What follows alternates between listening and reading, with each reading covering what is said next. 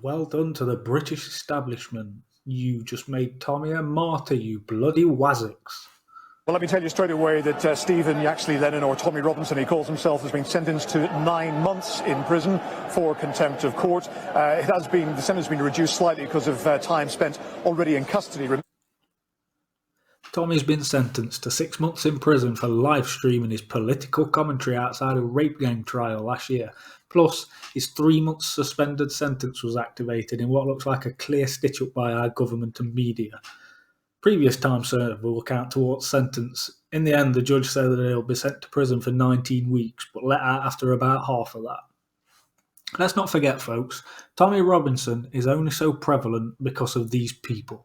If they'd done their jobs and reported on and investigated the massive scale of rape gangs across the country that were targeting vulnerable underage girls, 97% of whom were estimated to be white, then there would be no call or need for a Tommy Robinson.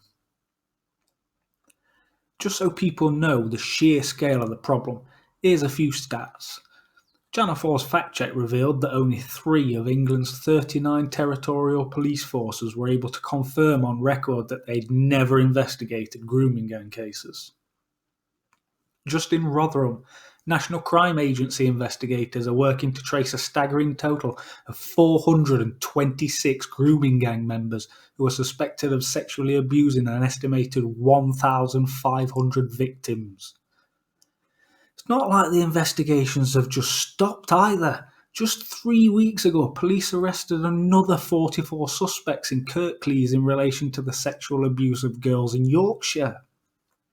So, given this information, what exactly did they expect was going to happen when people's vulnerable children are being coerced and traumatised after being passed around by grooming gangs?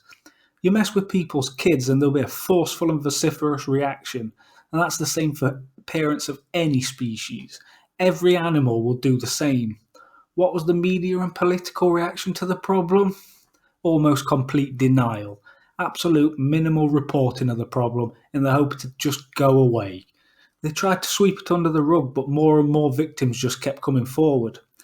Some were more open about sweeping it under the rug than others, like Labour MP Naz Shah here, who retweeted this tweet about how those young girls should just keep their mouth shut for the sake of diversity. It was supposed to be sarcastic, but Shah seemed to agree regardless.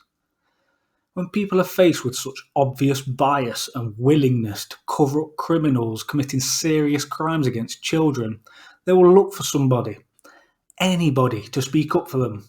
The only person who has done that consistently in this country is Tommy Robinson, because everybody else was just too pussy to. Until the media and our political class get a full grasp on the anger and resentment over grooming gang cases and the subsequent cover-ups, Tommy Robinson is only going to get more popular.